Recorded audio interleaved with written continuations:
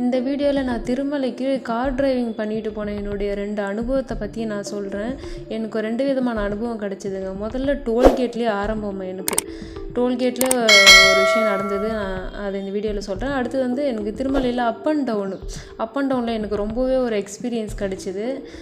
யாரெல்லாம் தைரியமாக வண்டியை ஓட்டலாம், யாரெல்லாம் கொஞ்சம் கஷ்டங்க அப்படின்னு சொல்கிறதையும் நான் சொல்கிறேன். நான் வந்து அந்த அளவுக்கு பெரிய டிரைவர்லாம் கிடையாது. எனக்கு ஒரு 2 or 3 இயர்ஸாக நான் கீழே வரைக்கும் வண்டியை நான் ஓட்டிகிட்டு இருந்தேன். மேலே ஓட்டி எனக்கு பழக்கம் கிடையாது. முதல் முறையாக போகலாம், நம்மளும் போகலாம், ஓட்டலாம் அப்படின்ற ஒரு தைரியப்படுத்திக்கிட்டு தான் என்னையை நான் தைரியப்படுத்திக்கிட்டு நான் கிளம்பினேன்.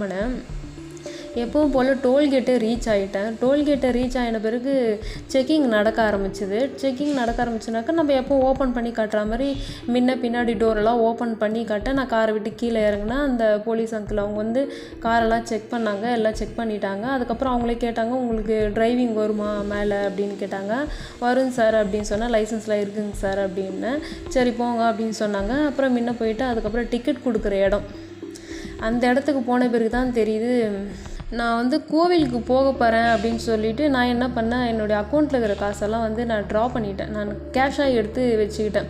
அங்கே போன பிறகு தான் தெரியுது என்னுடைய ஃபாஸ்ட்ராகில் காசு இல்லைன்னு அவங்க சொன்னாங்க. சரி நான் என்ன சொன்னேன், கேஷ் கொடுத்தா அவங்க கேஷே வாங்கலை என்கிட்ட. அதுக்கப்புறம் ஃபோன்பே, அந்த ஃபோன்லேருந்து கேஷை எடுத்துட்டேனே. அதுக்கப்புறம் என்கிட்ட கேஷாக தான் இருக்குது, ஃபோன்பேவும் என்னால் பண்ண முடியல. அதுக்கப்புறம் அவர் கேட்டதுக்கு அவர் என்ன சொன்னார், இல்லைங்க இங்கெல்லாம் வந்து கேஷே அலோடு கிடையாது, ஒன்லி ஃபோன்பே, கூகுள் பே எதனா பண்ணுறதுனா பண்ணுங்கள், எல்லாம் ஃபாஸ்ட்டாக ரீசார்ஜ் பண்ணிவிட்டு போட்டுருங்க அப்படின்னு சொல்லிட்டாங்க. எனக்கு என்ன பண்ணுறதுனே தெரில. கிட்டே போயிட்டு அங்கே நின்றுட்டேன். அதுக்கப்புறம் நான் என்ன பண்ணுறது. அதுக்கப்புறம் அவர் என்ன சொன்னார்னாக்கா, நீங்கள் வண்டியை ஒரு ஓரமாக வச்சுட்டு நீங்கள் ஃபோனுக்கு ரீசார்ஜ் பண்ணிவிட்டு அதுக்கப்புறம் நீங்கள் வாங்க வந்து டிக்கெட் வாங்கிட்டு போங்க அப்படின்னு சொன்னாங்க. சரி நானும் வண்டி எடுத்துகிட்டு ஓரமாக வச்சுட்டு அதுக்கப்புறம் அவங்க எங்களை எவ்வளோ பிடிச்சி ஒரு 500 ரூபா ஃபோனில் போட்டுக்கிட்டேன். அப்போ கூட 500 தான் போட்டேன். எல்லோரும் அவங்கவுங்க கேஷ் வச்சுருப்பாங்களான்னு தெரியல. அதனால் நான் ஒரு 500 ரூபா மட்டும் போட்டுக்கிட்டேன். 500 ரூபா போட்டுன்னு அதுக்கப்புறம் மறுபடியும் வந்து இந்த கவுண்டர்லேயே வந்து அவங்களாண்ட ஆல்ரெடி ஒரு டிக்கெட் போட்டு கொடுத்துட்டாங்க. நான் அது வந்து அது ஆல்ரெடி டைம் ஆகிடுச்சுன்றதுனால அது வாங்கலை. மறுபடியும் இன்னொன்று போட்டு கொடுத்தாங்க. ஏன்னா வந்து நம்மளுக்கு மேலே ஏறத்துக்கு பார்த்தீங்கன்னாக்கா 28 மினிட்ஸ் தான். 28 மினிட்ஸில் நம்ம மேலே ஏறி போயிடணும். நம்மளுக்கு டிலே ஆகிடுச்சுனாக்கா அதுவும் சின்ன ப்ராப்ளம் இருக்குது. எனக்கு மறுபடியும் இன்னொன்று புது டிக்கெட் போட்டு கொடுத்தாங்க. நம்ம அது அந்த டோக்கனை வாங்கிட்டேன். அந்த டோக்கனை வாங்கிட்டு நேராக விநாயகர் கோயில் இருந்தது, அங்கே போயிட்டு சாமியை கும்பிட்டு அங்கேருந்து கிளம்புனேன். இதில் என்ன பிரச்சனைனா 28 மினிட்ஸா, இதில் வந்து நான் வந்து மேலே ஏற சொல்ல பார்த்தீங்கன்னாக்கா ஒரு 3 மினிட்ஸ் லேட் ஆயிடுச்சு. அவங்க கொடுக்குற டைமுக்கு பின்னியும் வரக்கூடாது. ஓரளவுக்கு ஒரு 2 or 3 மினிட்ஸ்னாக்கா ஓகே. ரொம்ப டிலே ஆகிடுச்சு, லேட் ஆகிடுச்சுனாக்கா நம்மளுக்கு வந்து ஒரு 3 டைமோ 2 டைமோ தான் அலோடு பண்ணுவாங்க. அதுக்கப்புறம் வந்து நம்மளை கீழே ஸ்டாப் பண்ணிவிடுவாங்க. நம்ம வண்டியை வந்து அங்கேயே காட்டி குத்துறோம், நம்மளுக்கு தெரிஞ்சிடும் இந்த வண்டி வந்து லேட்டாக வந்திருக்கு அப்படின்னு சொல்லிட்டு. அதனால் டோல்கேட்லேயே நம்மளை ஸ்டாப் பண்ணிவிட்டு மேலே அலோவ் பண்ண மாட்டாங்க. நம்ம அதுக்குன்னு மறுபடியும் ஒரு கேஷை கட்டிவிட்டு அதுக்கப்புறம் தான் நம்ம போக வேண்டியது இருக்கும். அதனால் வந்து நம்ம கொஞ்சம் முன்னாடியே அந்த 28 மினிட்ஸில் கொஞ்சம் மெயின்டைன் பண்ணின்னு போகிறது நல்லது.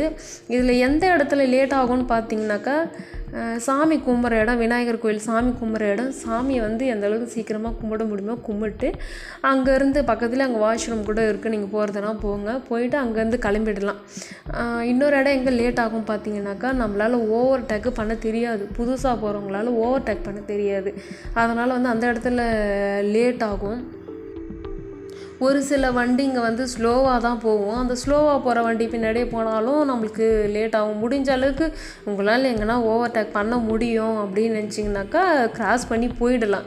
இல்லை எனக்கு வராதுங்கனாக்கா ஒரே ஸ்மூத்லேயே நீங்கள் மெயின்டைன் பண்ணினே நீங்கள் போயிடலாம். அந்த 28 மினிட்ஸ் எங்கேயுமே நிற்காமல் போனோன்னாக்கா நம்ம ரீச் பண்ணிடலாம், தாராளமாக பண்ணிடலாம். ஒன்றும் லேட் ஆகாது. 2 or 3 மினிட்ஸ் லேட் ஆகும், அவ்வளோதான். டோல்கேட்டில் எனக்கு முதல் முறையாக வர்றதுனால எனக்கு கொஞ்சம் பதட்டமாகவே ஆயிடுச்சு. கூட யாருமே இல்லை, நம்மளும் கிளம்பிட்டோம் தைரியமாக வண்டி எடுத்துகிட்டு அப்படின்ட்டு. இருந்தாலும் இப்படிலாம் நடக்கிறதும் ஒரு நல்லதுக்கு தான் நினைக்கிறேன். ஏன்னாக்கா நம்மளுக்கு ஒரு அனுபவம் தானேங்க, இன்னொருத்தருக்கு சொல்கிறதுனால நம்மளுக்கு ஒரு அனுபவம் இருக்குல்ல. அதனால் உங்களுக்கு என்ன சொல்கிறேன்னாக்கா, நீங்கள் வர சொல்ல ஃபாஸ்ட்ராகில் போட்டு வந்துடுங்க. ஃபாஸ்ட்ராகில் நம்மளுக்கு ரீசார்ஜ் பண்ணிவிட்டு வந்துடுங்க. கையில் கேஷ் இருந்தால் இங்கே அலோவ் பண்ணுறது இல்லை. நான் அதை தான் முதல்ல சொல்லணும்னு நினச்சேன். கையில் கேஷ் இருந்தால் இங்கே அலோவ் பண்ணலை. ஃபோன்பே, கூகுள் பே இருந்தால் அக்செப்ட் பண்ணிக்கிறாங்க. உடனே தாராளமாக நம்ம வந்த நேரத்தில் நம்மளுக்கு வந்து ரொம்ப லேட் ஆகுது. நம்ம மேலே போயிட்டு டக்குன்னு ரிட்டன் வரணும் அப்படின்னாக்கா நம்மளுக்கு இந்த இடம்லாம் ரொம்ப நம்மளுக்கு லேட் ஆகுது. அந்த மாதிரி லேட் ஆகாது. நம்ம எந்த அளவுக்கு எல்லாம் ப்ரிப்பேராக கிளம்பி போகிறோமோ அது நம்மளுக்கு நல்லது. இல்லைன்னா இந்த மாதிரி என்ன மாதிரி கஷ்டப்பட வேண்டியது தான். இது எனக்கு ஒரு டோல்கேட்டில் கிடைச்ச ஒரு மிகப்பெரிய அனுபவம். அதை நான் ஷேர் பண்ணிக்கணும்னு நினச்சிட்டு தான் நான் அந்த வீடியோவில் நான் உங்களுக்கு சொல்கிறேன். யாராக இருந்தாலும் வண்டி ஓட்டலாங்க. இந்த வீடியோ பிடிச்சிருந்தால் லைக் பண்ணுங்கள், ஷேர் பண்ணுங்கள். உங்களுக்கு எதனா சொல்லணும்னு தோணுச்சுன்னா கமெண்ட் பண்ணுங்கள். நன்றி.